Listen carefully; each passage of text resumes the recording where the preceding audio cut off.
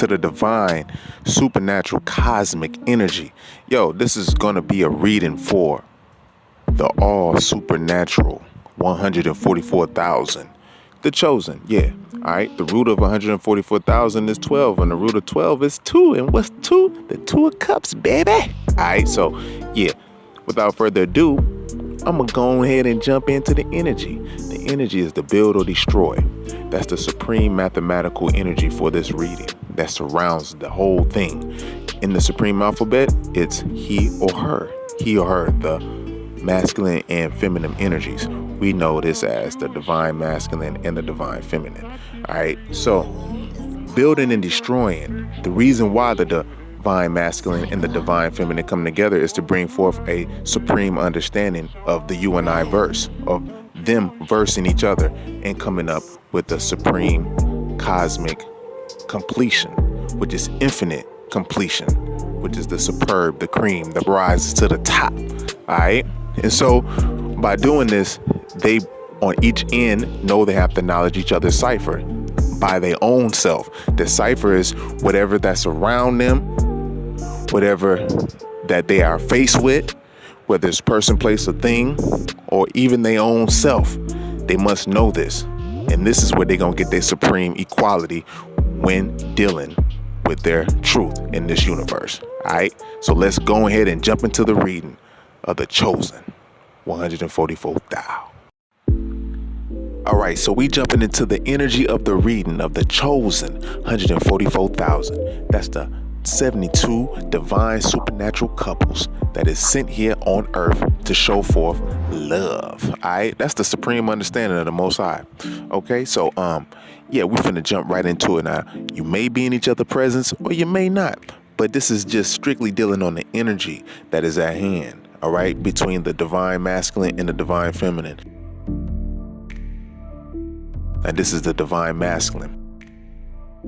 The energy that surrounds this reading is the 8 of Wands. Now, the divine masculine wants to send some type of message. It has to be passionate, has to be strong-willed, desired, has to be something that is determined within them to get out. Now, what this message is, we're finna go ahead and go see. All right, so basically, we're gonna go straight through it.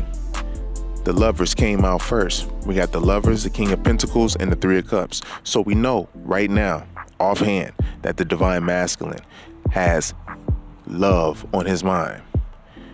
He knows that there's something that is stable within this union that he will have to offer or send a message to get this reunion to happen, which is the end all be all, the 3 of Cups. All right.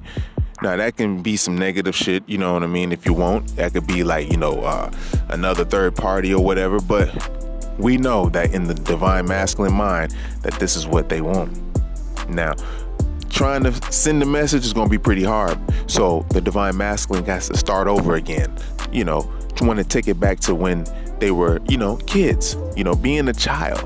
No matter what the body is, it could be a feminine body. It could be when I say a feminine body, I mean a female body that's embodying the masculine energy.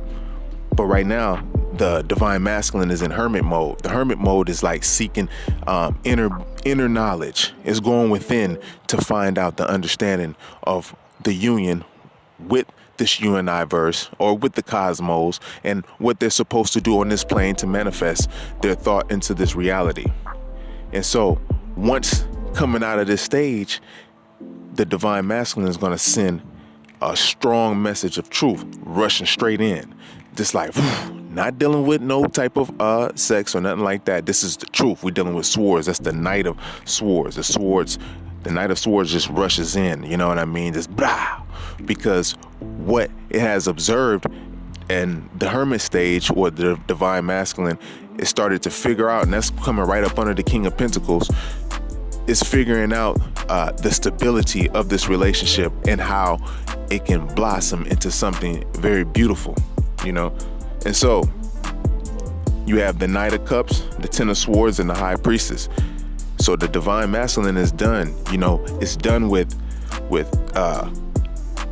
all the backstabbing, the conniving, People trying to do things to get in their head, to try to do things that get them to sway them to do other than what they are naturally intended to do, or listening to other folk, and have gotten stabbed in the back, many a times. And it's like, that's just the last stage, because to have this on your mind, which is love, which is really the first card, this is the Two of Cups energy is a mutual love situation.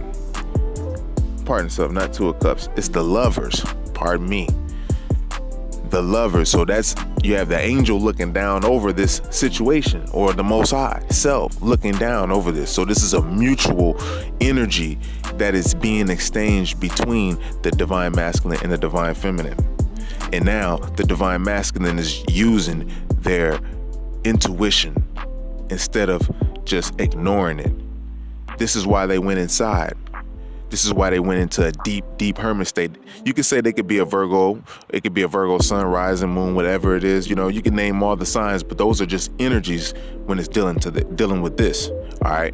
So the high priestess energy is someone who is quiet and very in tune with their surroundings, very in tune with the thoughts of reality, very high empath.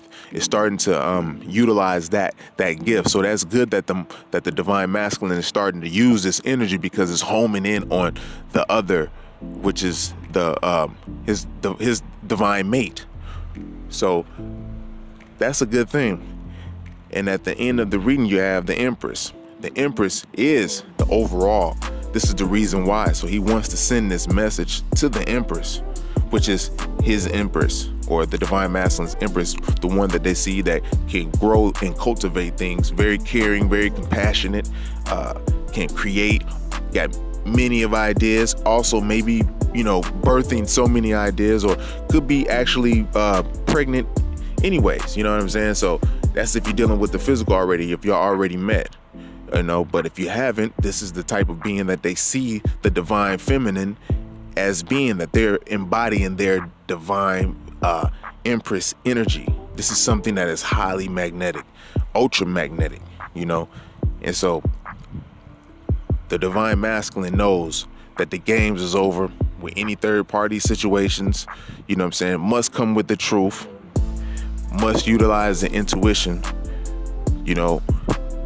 and go deep within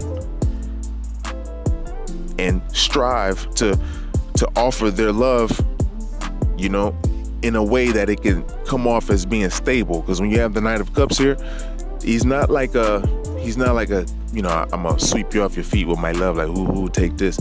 The Knight of Cups is actually considering, like, yo, shit, you do that. So that's the type of energy at that time, and for it to gradually move on up to the High Priestess energy. And at the bottom of the deck, you're gonna have the Eight of Swords.